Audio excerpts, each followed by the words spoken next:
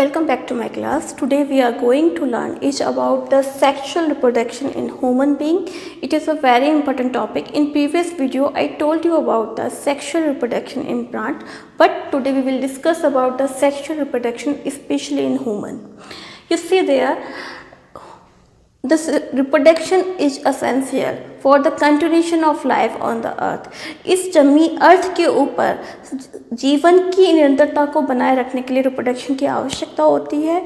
और रिप्रोडक्शन में अगर हम बात करें तो ह्यूमंस के अंदर जो रिप्रोडक्टिव ऑर्गन है वो टू टाइप्स के होते हैं, male reproductive organ and the female reproductive organ. The male reproductive organ further classify into the testis, sperm duct and the penis, and the female reproductive organ further classify into the ovary, oviduct and the uterus. The another name of oviduct is the fallopian tube. You see there, the testis produce the sperm and the ovary is produce the egg and ova also. कि testis से sperm release होता है और ovary से egg या ओवा release होता है। And sperm duct, the function of the sperm duct is carry out the sperm through from the testis into the penis. sperm duct का काम होता है कि sperm को टेस्टिस से पेनिस तक लेके जाना, और ओविडक्ट या फैलोपियन ट्यूब का काम होता है ओवरी या ओवा या एग को यूटेरस तक लेके जाना।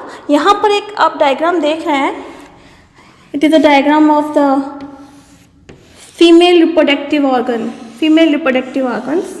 You see there, this is the ovary and there the tube like structure is known as the fallopian tube, and this is the elastic bag like structure is known as the uterus and also called the womb, and this is the cervix and the vagina. They are the one pair of ovary in female, and these ovary it produce the egg one by one alternate order।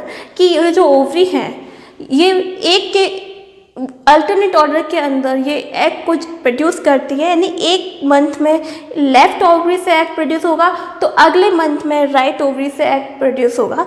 ये जो egg है यहाँ से fallopian tube में जाता है और fallopian tube से ये एक बैग लाइक स्ट्रक्चर है, मस्कुलर स्ट्रक्चर यूटेरस में जाता है।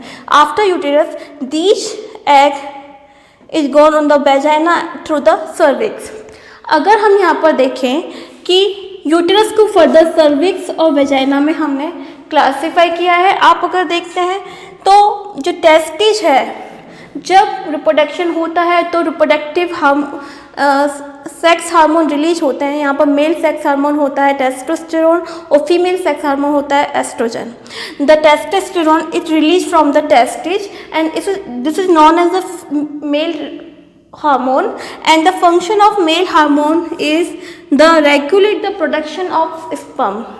ये स्पर्म के प्रोडक्शन को रेगुलेट करता है, नियंत्रित करता है। इसके अलावा it control the secondary sexual character, कि सेकेंडरी सेक्सुअल कैरेक्टर बॉयज़ के अंदर जो सेकेंडरी सेक्सुअल कैरेक्टर होता है उसको भी ये कंट्रोल करता है।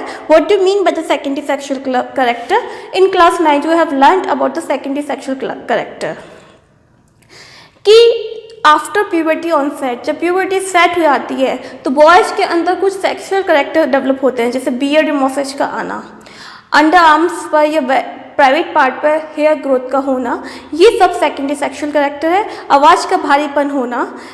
नेक्स्ट थिंग इज कि what do mean by the semen? The semen is the collecting name of the sperm and the secretion of prostate gland and also the seminal vesicle. Next thing is the what do you mean by the fertilization? The fusion of ova and egg, ova and sperm. The number of chromosome is present in egg is the N and sperm is the N, and after fertilization zygote is formed and number of chromosome in the zygote is the 2N, and after further the division कि zygote के अंदर further बहुत multiple डिवाइडेशन होता है। Multiple डिवाइडेशन के होने के बाद वो एम्ब्रॉय में बनता है और यही एम्ब्रॉय फर्दरली यूटेरस की वॉल में जाके चिपक जाता है, एम्बेडेड हो जाता है और फर्दर जो 9 मंथ का जो डेवलपमेंट है वो यूटरस के वॉल से होता है। तो यहाँ पे एक स्पेशल टिश्यू पाया जाता है जो एम्ब्रॉय को नरिशमेंट या न्यूट्रिशन प्रोवाइड करता है फ्रॉम द मदर ब्लड, कि मदर के ब्लड से बच्चे को, एम्ब्रॉय को जो न्यूट्रिशन मिलता है वो एक स्पेशल टिश्यू द्वारा मिलता है, उसको हम बोलते हैं प्लेसेंटा। और प्लेसेंटा का काम बहुत ज़्यादा होता है कि ये ब्लड के थ्रू उसको ऑक्सीजन भी सप्लाई करता है, और यहाँ पर हम देखें कि जो वेस्टेज है उसको भी रिमूव करता है। अगर हम ह्यूमन बीइंग के अंदर देखें तो it's take the 9 month the proper development of the child, कि बच्चे के प्रॉपर कंप्लीट डेवलपमेंट होने में 9 मंथ का समय लगता है। यानी एम्ब्रॉय जब फीटस में कन्वर्ट होता है, फीटस का मतलब है कि ऐसी स्टेज, डेवलपमेंट के ऐसे स्टेज जिसमें उसके सारे पार्ट आइडेंटिफाई हो, हम उसको आइडेंटिफाई कर सके, उस स्टेज को हम फीटस बोलते हैं। तो जब बच्चे का जन्म होता है तो इट टेक्स 9 मंथ, वो लगभग 9 मंथ लेता है मदर की बॉम में। तो ये जो टाइमिंग है उसको हम गेस्टेशन पीरियड बोलते हैं।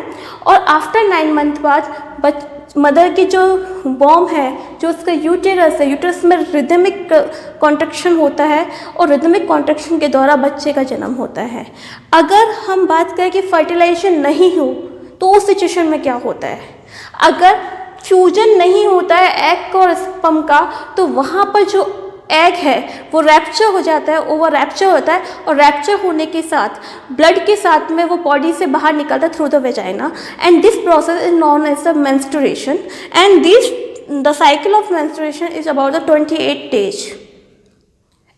The first menstruation is known as the menarche and the last menstruation is known as the menopause in the 45 to 50 years.